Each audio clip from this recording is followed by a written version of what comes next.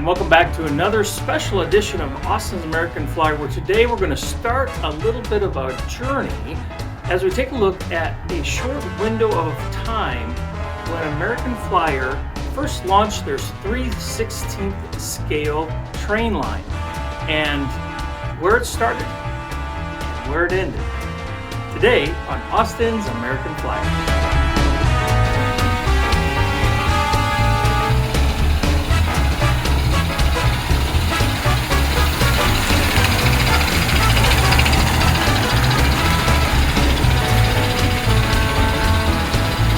Starting in the late 30s, American Flyer introduced the 3/16th scale. And mind you, this is in an era when they're still making very toy-like looking trains that were carryover from some of their predecessor businesses. And A.C. Gilbert decided he wanted to get into a more scale-like engine, train cars and whatnot. And so for a few years, you had the very toy-like existence of three-rail trains, and you started seeing this 3/16th stuff. And you can see here in the catalogs how they promoted this. They talked about how it was more prototypical, and they had, these pictures of real-life Hudsons against their scale Hudsons, and how, wow, you can't even tell them apart. And same thing with Northerns. And this fascinating trend continued until Flyer finally decided to go the full way and also change the wheel sets, because up until 1946, when they released the S scale, they were running all of these 3/16th scale engines and cars on three-rail O scale track, or O gauge track. And part of that, as I understand, was a cost savings measure. They didn't want to have to do all this retooling. But following the war, World War II, they had gotten their hands on some equipment that allowed them to do two-rail, and so the 3/16th scale engines and cars had their trucks and their gauges reduced to more appropriately fit a 3/16th scale. So the purpose of this series is to do a couple things. Number one, to kind of highlight or put a spotlight on a very narrow window, about 3 years or so, of train production that's oftentimes overlooked. There are a few people on YouTube that are kind enough to run videos and make videos of some of this early American Flyer O gauge,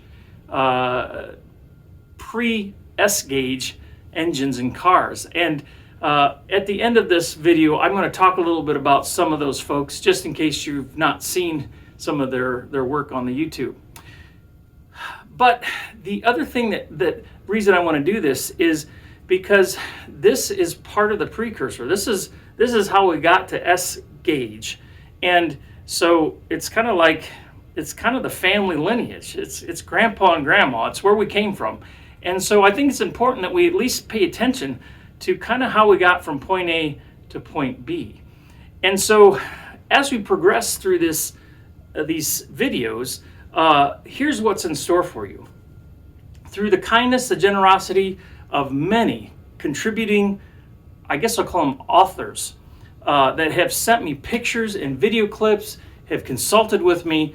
What I want to do is take some videos and break them down, and we're going to take a look at some of the rolling stock, the transition from O to S.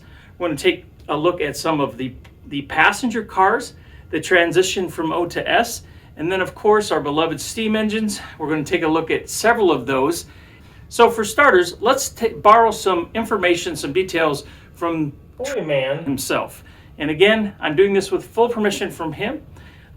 You may be a follower of his YouTube channel. He and his wife go all over the place. They do all kinds of things in different scales, from 1 gauge or real life 1-to-1 down to very small N scale. He's amazing. He's got, I don't know what all he collects, because every time I see his videos, it's something different and unique.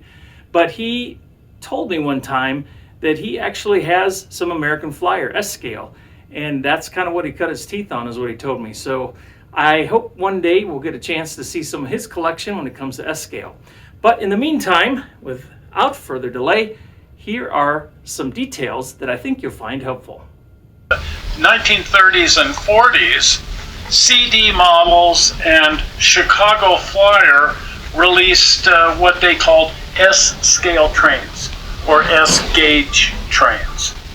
So these were trains in that scale and gauge, 3/16 inches to the foot, or 1/2 of number 1 gauge. Now at approximately that same time, 1939, A.C. Gilbert released trains in 3/16 inch scale, but they designed them to run on 3-rail O-gauge track. And they did that because they were already making O-gauge 3-rail track and they just didn't want to retool.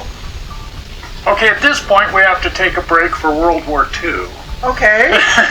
And then after the war, A.C. Gilbert bought out Chicago Flyer and bought up all their tooling and models and everything and re-released them as American Flyer. Oh. And this is finally the S-gauge / S-scale that we're all so familiar with. Okay. When you say S-scale or S-gauge, most people automatically think American Flyer. But it was actually sort of a long time coming. So I wanted to take a few moments to say thank you to those of you that have contributed in so many huge ways to what you're going to be seeing in the next episodes. I gotta say, this was a collaborative effort.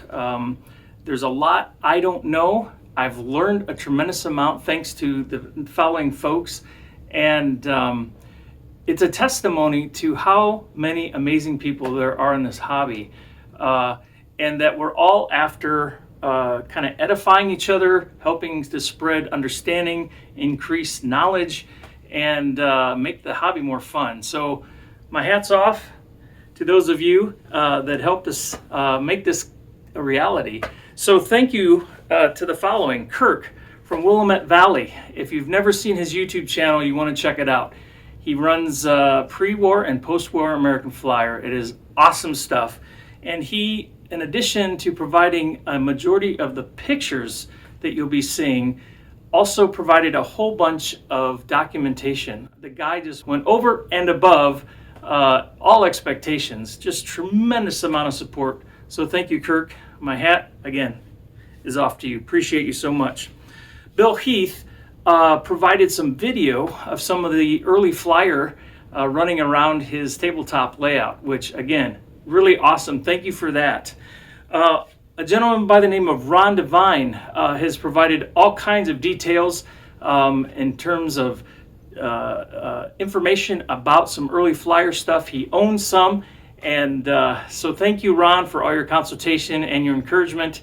And he's also very fond of saying that the pre-war Flyer stuff, in his opinion, runs better than the post-war. So again, pretty cool.